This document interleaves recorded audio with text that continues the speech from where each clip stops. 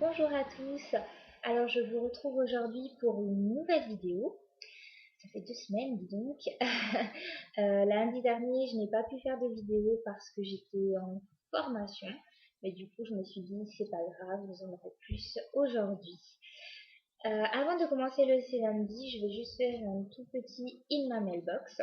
Alors oui, je sais, dans la dernière vidéo, j'ai dit que il y en aurait très peu, que je ne ferai pas ce rendez-vous en tant que tel et que voilà, que ce serait de temps en temps avant le lundi parce que j'aurais pas grand chose à vous présenter. Mais il se trouve que samedi, par un coup du sort, je me suis retrouvée en librairie. En fait, j'évite d'aller en librairie pour être sûre de ne pas acheter, puisque quand je vais en librairie, je sais que je n'arriverai pas à ressortir sans rien. Impossible. Voilà. Donc, je suis allée en librairie. Je me suis fixé un petit budget, je me suis dit, bon, faut pas être raisonnable. Alors, c'est vrai qu'avec la rentrée littéraire, il y avait quand même beaucoup de choix.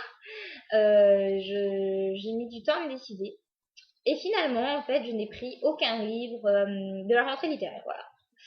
C'est comme ça. Alors, bon, dès que je suis rentrée dans la librairie, déjà, je me suis dit, si ce roman jeunesse, il est là, je le prends. Il était là, il était plus qu'un exemplaire, je l'ai pris. C'est un livre, donc un roman jeunesse dont j'ai entendu beaucoup parler, beaucoup de critiques positives. Je retiens entre autres la belle chronique de Nina du libraire. Voilà. Donc déjà voilà de bonnes critiques. Et la deuxième chose, c'est un roman jeunesse qui aborde le thème de la Seconde Guerre mondiale. C'est une période historique qui m'intéresse beaucoup.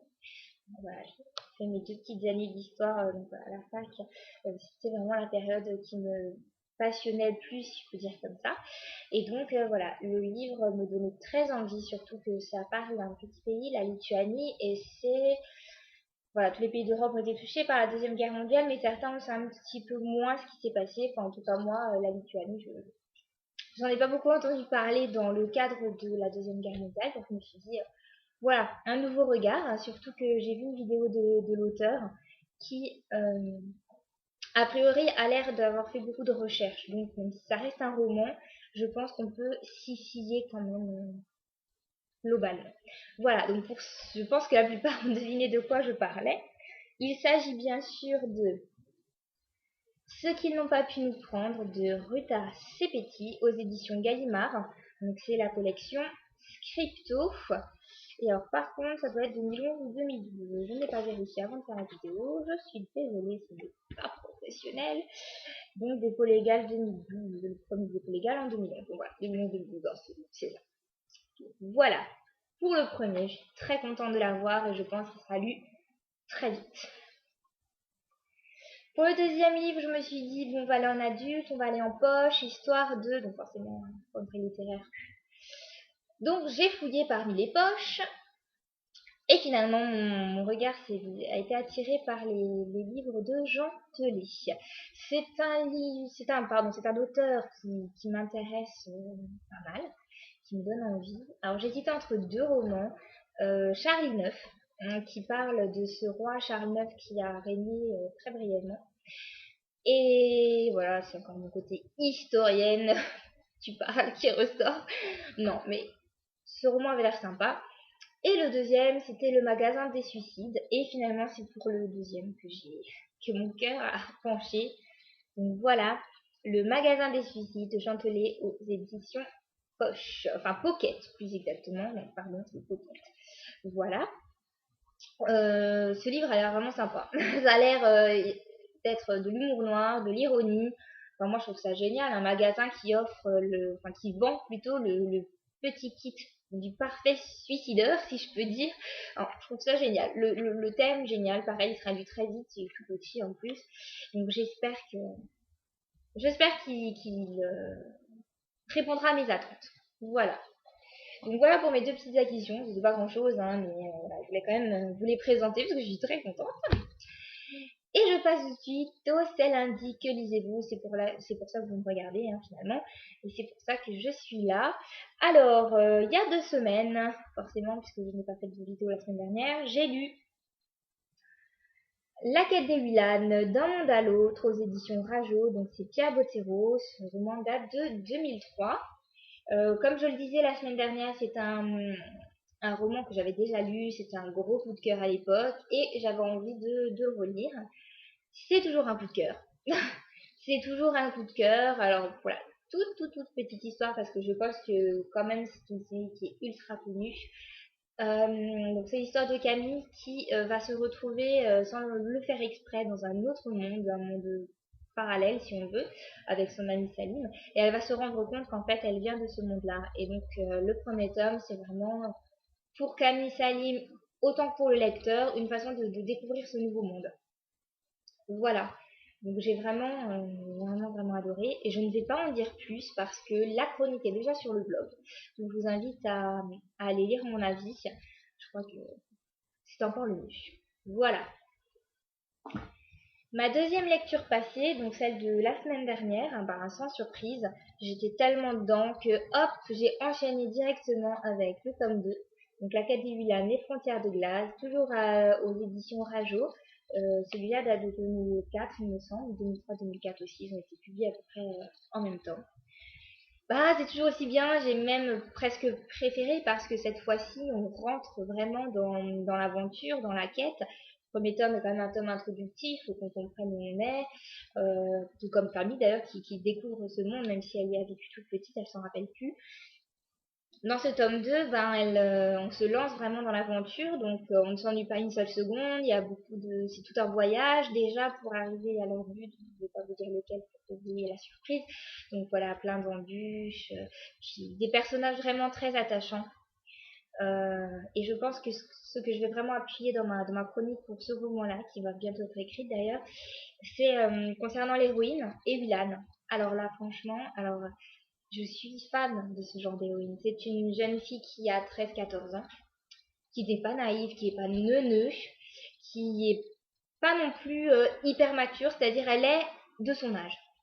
Elle est de son âge, elle va être des fois un peu versée dans l'enfantin encore parce qu'elle a que 13 ou 14 ans. En même temps, elle va assumer ses responsabilités, elle va assumer ses choix. C'est une jeune femme de caractère, elle sait ce qu'elle veut, elle y va. Et ça, moi, j'ai adoré parce que je trouve que les héroïnes en ce moment, dans les romans qui sortent, elles sont gnangnang, elles sont... bon, je vais pas vous en faire 10 000 paquets, je pense qu'on est beaucoup à y en penser. En tout cas, Nelly du blog du bazar de la littérature en ce moment, c'est son grand discours et je suis complètement d'accord avec elle. Hein. C'est vrai que les héroïnes aujourd'hui sont un peu... voilà. Et là, non. Là, elle est vraiment super. On s'attache à elle. Elle est géniale. Et puis, Pierre Bottero nous a épargné le triangle amoureux. Donc ça, j'ai aussi apprécié. Donc, je pense que quand il a écrit, c'était pas encore à la mode. Mais ça aussi, moi, j'en ai... Voilà. Donc là, c'est agréable. Très, très bonne lecture. Un coup de cœur aussi. Hein, donc, sans surprise de toute façon. Voilà pour mes lectures passées. Alors, ma lecture en cours, ça y est, je l'ai enfin. D'ailleurs, j'aurais pu le mettre dans ma mailbox, mais j'ai pas pensé à le présenter à ce moment-là. Je le présente une fois comme ça. L'amour sans le faire de Serge Oncourt aux éditions Flammarion. Rentrée littéraire de cette année. C'est un livre que j'ai la chance d'avoir reçu. C'est dans le cadre des matchs littéraires de Press Minister. Donc, je l'ai reçu en échange d'une chronique. Donc, hop, dès que je l'ai eu, je me suis dit, il faut que je le commence. Donc, je l'ai commencé, j'ai lu très peu, vous voyez mon marque-page. Hein. Je suis loin d'arriver au bout pour l'instant. Donc, pour la toute petite histoire, c'est Franck, un, un homme qui, depuis 10 ans, n'a plus parlé à ses parents. Un matin, il décide de leur téléphoner et il va tomber... Enfin, son interlocuteur, ça va être un petit enfant, donc déjà, il va être surpris. Et en fait, ce petit garçon va dire qu'il s'appelle Alexandre. Et là, ça va complètement perturber Franck parce que Alexandre, c'était le prénom de son frère qui est décédé. Voilà. Donc du coup, Franck raccroche, il est un petit peu paniqué et puis finalement, il prend la route pour aller donc chez ses parents. Il décide finalement de ne pas les prévenir. Pas forcément pour faire une surprise, mais plutôt pour se laisser la possibilité de, comme dit l'auteur, de faire demi-tour si jamais il s'en sent plus capable. Voilà. Donc j'en ai lu très peu. En tout cas, ce résumé, moi, me parlait beaucoup, me donnait très envie. Donc c'est pour ça que j'avais envie de le lire dans le cadre des matchs littéraires. Et je dois dire que pour le peu que j'en ai lu, j'aime pas mal. J'aime pas mal du tout parce que, en fait, l'auteur a une très belle plume. C'est très bien écrit, c'est poétique, c'est subtil. Donc voilà. Au niveau d'écriture, moi je suis dedans, je suis rentrée dedans tout de suite. Enfin, voilà, très positif. Maintenant, on va voir si l'histoire suit. Là, c'est trop peu. J'ai lu trop peu pour le savoir, mais pour l'instant, je pars avec de très bonnes bases. Voilà. Voilà pour L'amour sans le fer de Serge Joncourt, donc qui sera lu dans le cadre des matchs littéraires de Price Ministère. Et ma lecture en cours, alors là, je vais vraiment vous surprendre, ça va être un truc de fou. La quête des vilanes, le tome 3, L'élu destin, toujours aux éditions Rajo, voilà, j'ai pas non plus regardé la date. Pourtant, j'aime bien lire la date, je trouve que c'est super intéressant de savoir quand les livres ont été publiés. Mais alors, je dis à chaque fois de vérifier avant, pourtant, à chaque fois, enfin, c'est toujours 2003, hein. Comme ça, c'est fait. Hop, il me dit dépôt légal de 2004. Voilà, je pense qu'ils ont été publiés quasiment les trois en même temps. Voilà, donc peut-être que certains vont se dire mais c'est un petit peu bizarre parce que finalement entre les trois tu coupes avec un livre complètement différent, le Serge Joncourt. Bon, moi ça me dérange pas. En fait j'avais vraiment très envie de relire cette saga et une fois le premier tome fini, j'avais vraiment envie de lire le 2, d'enchaîner. Mais je suis quelqu'un qui a aussi besoin des fois de faire des pauses avant d'enchaîner.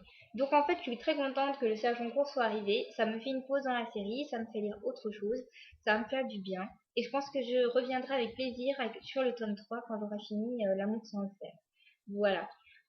Donc c'est toujours de la relecture. Je possède également, et j'ai déjà lu, la deuxième saga Les Mondes des Vilanes. Là par contre, je pense que à nouveau je ferai une pause. Je lirai peut-être plusieurs livres complètement différents avant de reprendre. Mais j'ai quand même envie voilà, de finir cette première série parce que des fois après on se rappelle plus trop. Bon, quoique là, comme c'est une relecture, ça revient vite, mais voilà. Donc avec grand plaisir, je retrouverai Evilan. Voilà pour mon C'est lundi, que lisez-vous? J'ai essayé d'être plus rapide qu'il y a 2 semaines, parce que je crois qu'il a été très long il y a 2 semaines. Donc voilà, je pense que là c'est correct. Je vais tout de suite retourner une deuxième vidéo. Voilà, c'est pour vous mettre l'eau à la bouche. C'est une vidéo que je publierai, enfin que je téléchargerai sur YouTube euh, jeudi. Voilà, c'est un petit indice. Qu'est-ce qui se passe jeudi? C'est le 1er novembre. Je vous laisse sur vos réflexions. Je vous dis à jeudi. Et en attendant, pardon, je vous souhaite de très bonnes lectures. Bye bye.